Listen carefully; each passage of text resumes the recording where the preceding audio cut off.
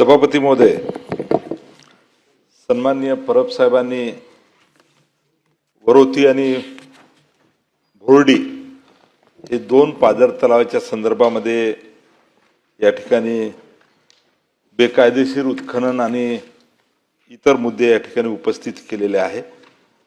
सभापती महोदय, या दोन्ही धरणाचं काम हे जलसंधारण महामंडळाकडून मंजूर झालं आणि पाया व सांडव्याचे खोदकाम सुद्धा या ठिकाणी उत्खनन करण्यात आलेलं आहे।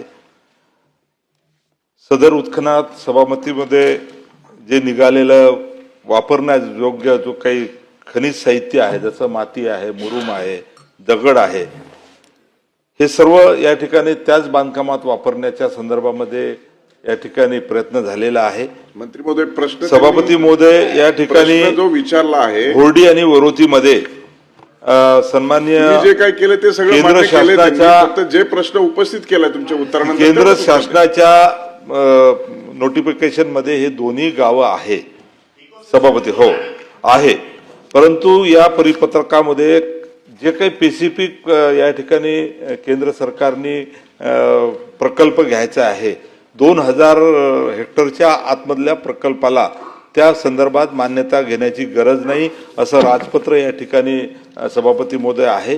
मी सन्मान्य सदस्यांजवळही असे नसते आणि त्याच्यामध्ये खाण खोदकामाच्या संदर्भात काही गाईडलाईन दिलेल्या आहेत।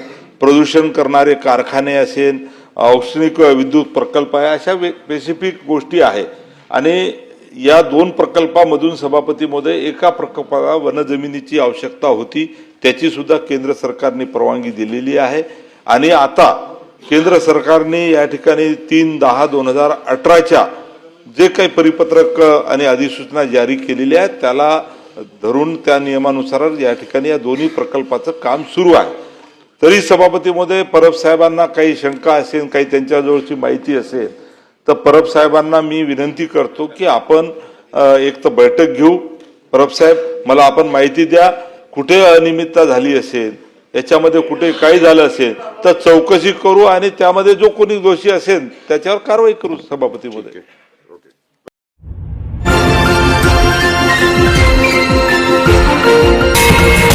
विदर्भ न्यूज मराठी, सकारात्मकतेचा शिलेदार।